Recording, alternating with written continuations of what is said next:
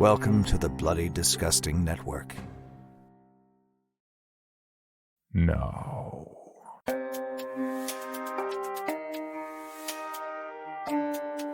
This is Creepy, a podcast dedicated to sharing the most famous, chilling, and disturbing creepypastas and urban legends in the world. Whether these stories truly happened or are simply fabrications is for you to decide. These stories may contain graphic depictions of violence and explicit language. Listener discretion is advised. Creepy presents I Don't Think I'll Ever Sleep With My Girlfriend Ever Again. Written by I Ought to Be Thrown Away.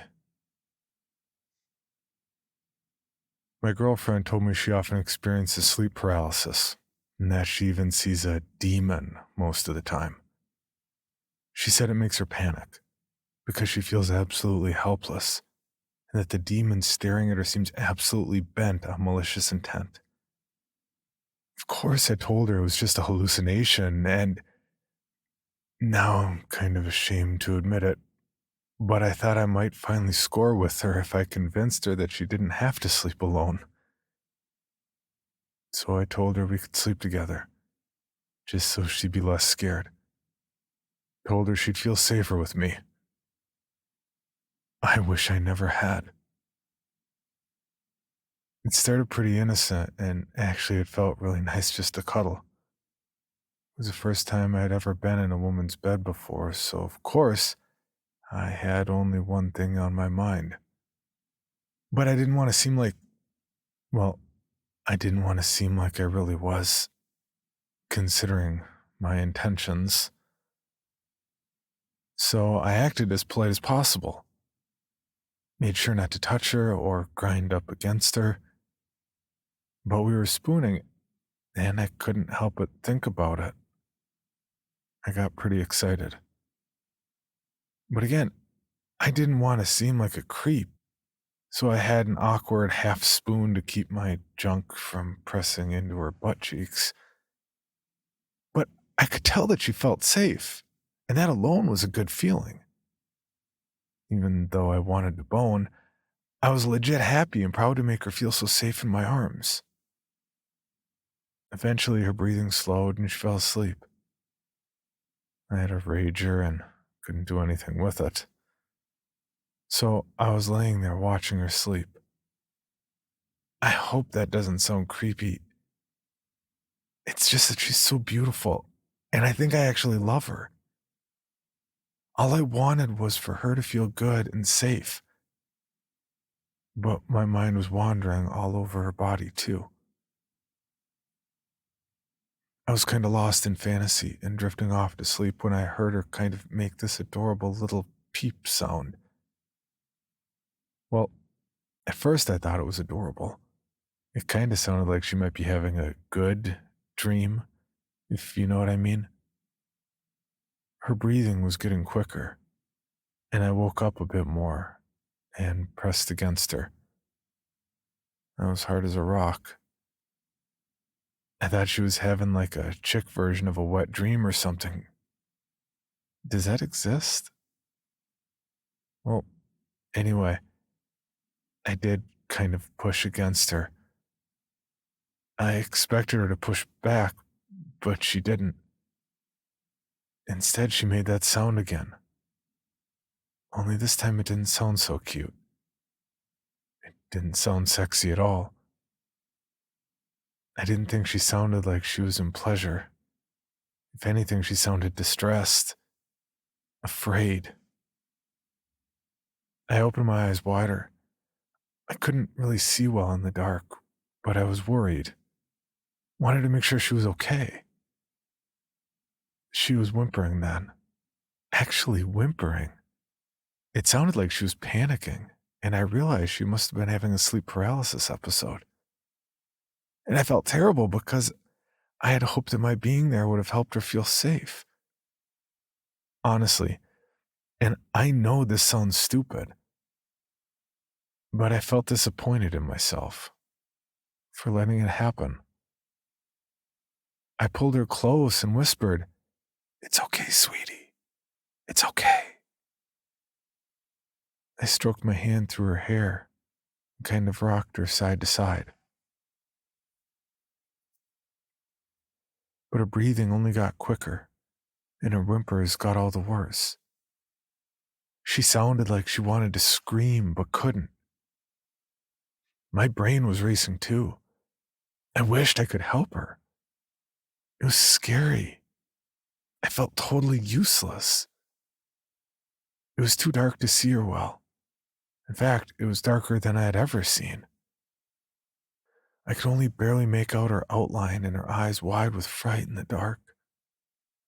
And the area in front of her looked like a black abyss or a void. It was an unsettling effect, hearing her cry and seeing her stare so fearfully at what was basically nothing. It was easy to imagine a face or a form in the dark, and I knew that's how these types of hallucinations worked. She wasn't seeing anything, not really, just a shadow, and her mind was filling in the blanks. I wished I could see her better. I wished it wasn't so dark, because I wanted her to feel safe. That's when it occurred to me to just turn on a light. I'd see her. But more importantly, she'd see nothing and her hallucination would be dispelled. I turned away from her to click the bedside light, and she let out this low, drawn-out, pitiful moan, like she was begging me not to turn away from her. I said, "I'm not going to leave you, baby. I'm right here. I'm right here. You're okay. You're okay. I'm not going anywhere. Just going to flick the lights on." And I swear to God, she moaned again, and it sounded like she said, "No." But I figured that had to have been because she was afraid I'd leave her. So I kept my face pressed against her cheek and reached behind me, just barely able to click the lamp. The light flared, and I swear to God and all the angels, my heart nearly stopped. The shadowy spot that had been in front of her wasn't empty at all. It was horrible. There was a fucking evil-looking thing glaring at her. It was squatting right on the bed next to her. It's facing me a couple inches from her. Its eyes wide and menacing. I fucking screamed. I screamed like a little baby. Then the thing turned its terrible gaze towards me. Its eyes were like deep pools of hate. I knew it wanted to hurt me. It was like all the good feelings I'd ever felt were plunged into ice water. Like my soul had shriveled up and retreated into the deep pit of my mind, where there was only silence and hiding. I wish I could have retreated too. I felt absolutely broken. I guess it might have been a flash of depression, though I've never been depressed. But there was something else too. Like a sense that something was unclean, dirty. I had this inarticulate revulsion. I didn't want to be anywhere near that evil-looking thing. I didn't want to be anywhere near my girlfriend. I was worried that she'd pass this to me like some contagion. Awful images flashed through my mind. I thought she'd brought me here deliberately to manipulate me, to infect me with this haunting. I wanted to hurt her for it. I thought, God, I don't want to admit this, but I thought about slitting her throat and plucking out her eyes.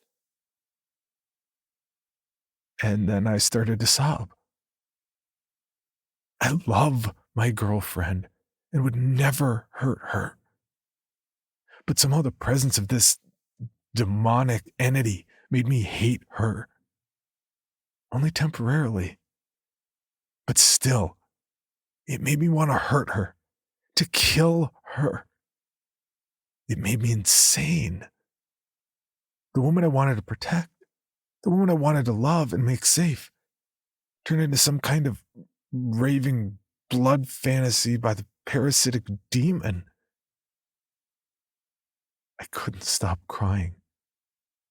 She was crying too, but I barely noticed. In fact, I recoiled away from her and raked my face with my fingers in a desperate gesture, like I was pleading with my own broken psyche to come back to reality. I don't know how long we stayed that way. Me trembling with fear, her utterly still as a stone, still as the grave, until finally she moved a hand. It was a jerky motion, but the second she moved, the creature fled. She turned toward me and wrapped her arms around me and sobbed desperately into my neck. She kept saying, "Thank God you were here."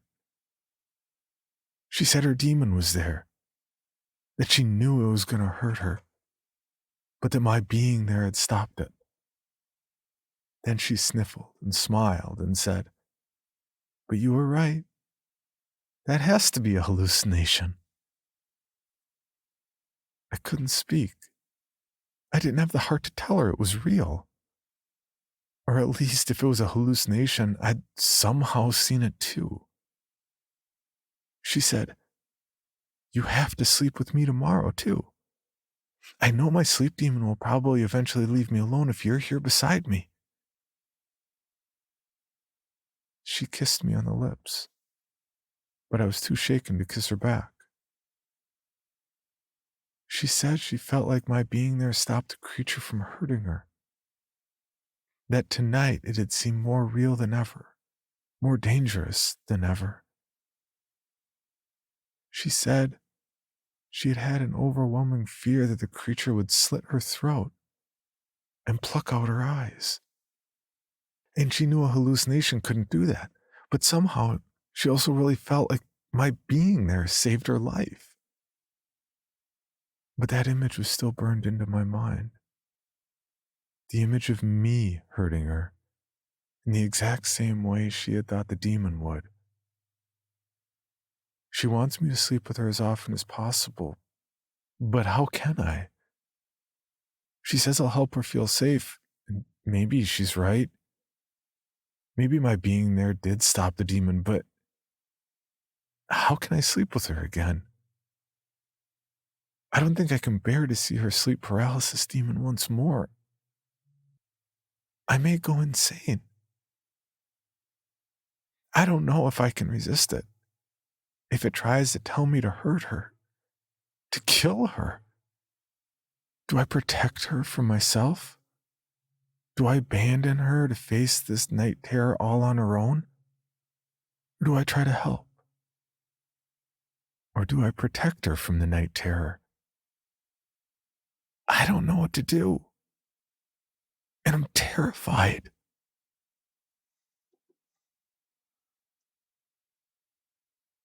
Creepy presents Tracy plus Matt, written by Queenie Webster and narrated by Megan McDuffie. Two values are inversely proportional to each other when their product is a constant. At least, that's what Mr. Bellamy says. I wiggle my left toes as he drones on about integers. I can feel my 4 smaller toes rubbing against the top of my sneaker, but the big one has gone completely numb. There are no prickles, just nothingness, like it's not there at all. Mr. Bellamy grabs the chalk and slashes through a pair of 3s to cancel them out. I copy it into my notebook to make it look like I'm paying attention, then loosen my shoelace to increase the circulation to my foot. I give my toes another little wiggle, but there's still nothing from the big one. The desks are lined up in 2s and seat 38 students in a room that was built for 25. We're so crammed together that Mr. Bellamy can't see anything that's happening beyond the first row. I'm wedged in the last row, next to Nick, who's great at algebra, but who has dandruff and smells like weed. Across the almost non-existent narrow aisle and one row ahead, Matt is sitting next to Jessica. His hand is on her knee. Mr. Bellamy cancels out some more numbers, and Matt's hand slides higher. Jessica slouches back in her seat and spreads her legs. My eyes sting, and I try to look anywhere else but at them. Last week, Matt was sitting next to me. Last week, it was my knee. I gouge an angry doodle inside the cover of my notebook next to a scribbled-over heart with Matt's name in it. Sure, I'd been drooling after him since September, but he never so much as asked to borrow a pencil from me. Then one day in math class, he just put his hand on my knee, and I didn't stop him. Hell, I was flattered. But after, he never talked to me again. Nick nudges me with his elbow. "Man, he's really pretending you don't exist, huh?" he says. His breath smells like Doritos. I ignore him and wiggle my toes again. There's still no feeling in the big one. Jessica looks uncomfortable. Matt must be grinding the seam of her leggings into her junk. That's how it was for me, at least. I wonder if she'll think to fake an orgasm to end it, or if she'll let Matt keep prodding around until it burns when she pees. I don't think that Matt cares one way or the other. Nick nudges me again. "Don't take it personally, Tracy," he says. "You aren't the first, and you won't be the last." He gestures to his left. I look to where he's pointing and notice there are 3 empty desks on the far side of the room. Wasn't the class crammed full at the start of the semester? I try to remember who had been sitting there and draw a blank. "Who's missing?" I ask. He shrugs and scratches his scalp. Flakes of skin stick under his nails and he wipes them on his jeans. "Can't remember," he says. He's looking at me like I've suddenly become very interesting. "Can you?" I shake my head and wiggle my toes again. I can't even remember what the empty deskers looked like. Have I really gotten so obsessed with Matt that I've stopped noticing the people around me? Jessica has apparently decided to fake her way out of a chafed vagina. She's breathing fast and gripping Matt's forearm. I raise my hand to ask to use the washroom. Mr. Bellamy excuses me with a distracted wave of his hand and cancels out an entire row of numbers. My eyes are so wet that it's hard to wade through the heavy sea of desks. When I get to the door, I glance back to see if Matt has noticed how hurt I am, but his eyes are glued to his math book. Jessica reaches for his hand, but he picks up his pencil and starts copying all the notes he's missed like he's the world's most dedicated math student. The fluorescent lights in the bathroom turn on automatically as I push the bathroom door open. I run to the sink and wash my hot face with cold water. My makeup goes down the drain in a swirl of foundation and black eyeliner, and I wish the rest of me could follow it so I wouldn't ever have to go back to class. I do my best to clean my face with the harsh pink soap, but it just burns my skin and smears the remaining makeup down my cheeks. I turn my back on my pathetic reflection and hop up onto the counter between 2 sinks. Maybe I'll tell Mr. Bellamy I'm having cramps.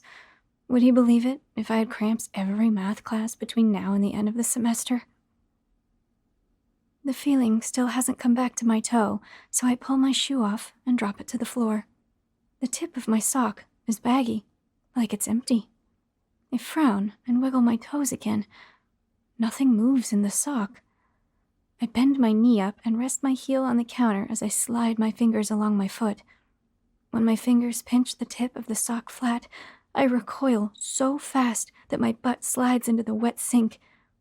I scramble to right myself and yank the sock off. My toe isn't just numb, it's gone. There are no marks or wounds, only a blank spot where my big toe should be. I slap my hand over my mouth, and the stink of the cheap pink soap fills my nose as I scream against my palm. I rip at the sock to turn it inside out. It's empty, so I drop to the floor to grab the sneaker. I jam my hand into the shoe and feel around, but there's no sign of my toe.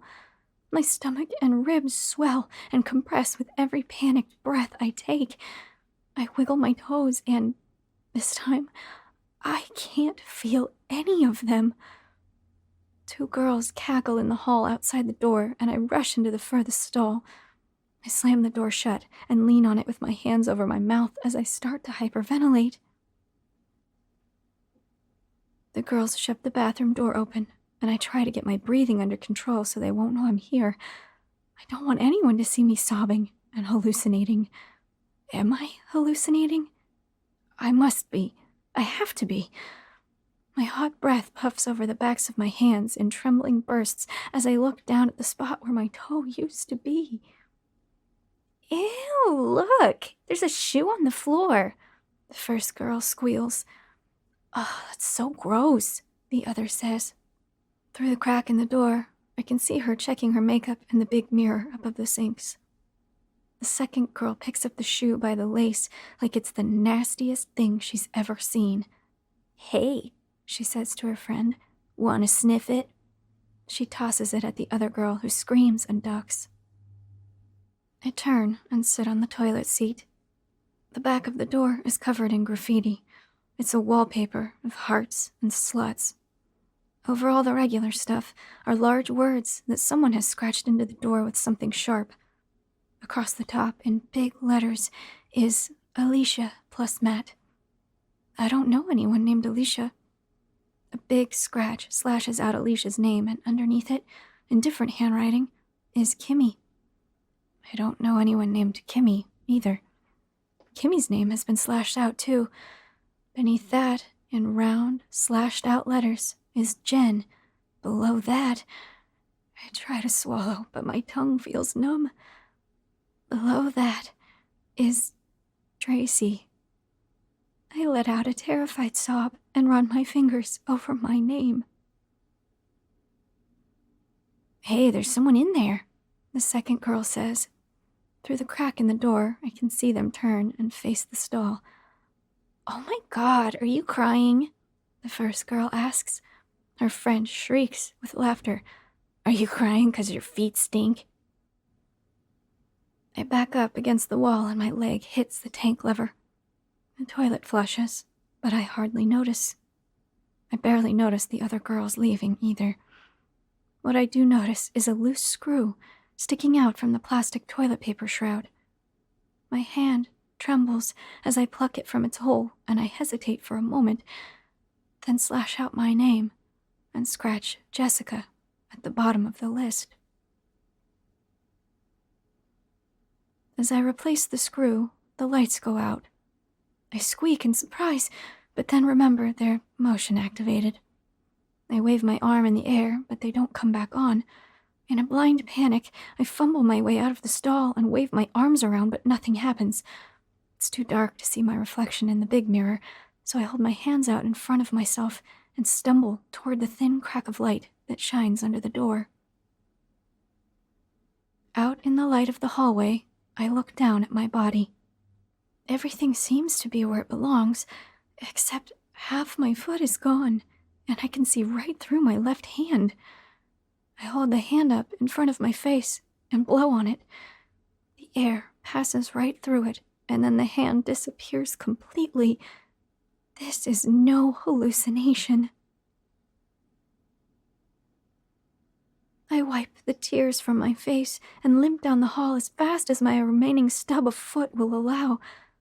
In what's left of my bones, I know that whatever is happening has something to do with Matt, and I'm not going to let him get away with it. By the time I make it to the end of the hall, the rest of my foot has vanished, and my other shoe falls off. I hurry along in a crazed hop for another few yards, but fall forward as the last of my feet disappear. My elbow stump slams into the floor with a loud whack, and the built-up snot flows from my nose. I curl into a ball as pain surges up the length of my arm. A moment later, the pain is gone, along with the injured elbow. A newfound rage overwhelms me. I get up on my knees and remaining hand and crawl toward Mr. Bellamy's class. I'm sweating, and the dirt from the floor clings to my clothes. My limp pant legs trail behind me as my calves disappear. My knee stubs are aching by the time I reach Mr. Bellamy's door. Loose hair from my ponytail is plastered to my face, and my eyes are wide and wet. I turn on my side, and my dirty palm slaps the door a few times before I'm able to arch up high enough to grab the knob. The door swings open and bangs on the wall as I claw my way into the room. I try to scream Matt's name, but I'm so angry, all I can do is howl like a trapped animal. The whole class freezes in shock, and dozens of eyes turn toward me. But not Matt's. Matt is busy taking notes in his scribbler. For several drawn-out seconds, his scratching pencil is the only sound in the room. Jessica looks scared. "Tracy," Mr. Bellamy says. "What's going on? Get up off the floor." I glare at him. How can I? I don't have any legs. I point in Matt's direction. He did this to me. And he did this to Alicia, Kimmy, and Jen. Nervous whispers flutter through the classroom. Someone asks who Alicia is. Mr. Bellamy frowns and glances at the clock. It's 11:50. "All right, folks," he says. "I'm sending you all to lunch early. Go straight to the cafeteria and don't roam around in the school until it's officially lunchtime." The class shuffles to its feet, all eyes on me. "Get moving," Mr. Bellamy snaps. There are lots of whispers as the other students made their way out of the mess of desks, past me, and out the door. I lunge at Matt as he steps over me, but only manage to grab his ankles with my fading stub arm. He blasts straight by Jessica, who is waiting for him in the hall. My left leg is completely gone, all the way up to the hip. My right leg still has a few inches of stump left. Whatever is happening to me is happening fast. I rest my hot cheek on the cool, gritty floor as the last of the other students leave. Mr. Bellamy kneels down beside me. "Tracy, what's going on? Where are your shoes?" I raise my head a bit. My shoes? You're worried about my shoes? My legs are missing. Mr. Bellamy sits on the edge of a desk and looks me over carefully. "Tracy, neither of your legs is missing. Is this supposed to be a joke?" He looks around for a camera. "Is it a TikTok thing?" Then his eyes narrow. "What were you doing in the bathroom? Drugs? Are you high?" I grab an empty pant leg in my fist and flap it at him. My legs are gone. Matt did this to me. He's done it before and he'll do it again. Ask Nick. He knows. Mr. Bellamy squats down again. He slowly reaches out and put his hand on my knee. For a moment, it looks like he's touching an invisible leg, but then his palm drops flat to the floor. He stands up quickly and looks out over the sea of desks. There's a strange expression on his face. "I see," he says. He opens his mouth like he might say something else, but he doesn't. He hesitates and gently picks me up and sets me in his own chair. So much of me is gone that I weigh almost nothing. "Tracy," he says, "I'm really sorry this is happening to you. You're a good kid." Make it stop, I yell. Please. I try to kick, and my empty leggings flop uselessly. He backs away. "Just try to stay calm, okay? Maybe put your head down on the desk and have a rest. It'll be over faster that way."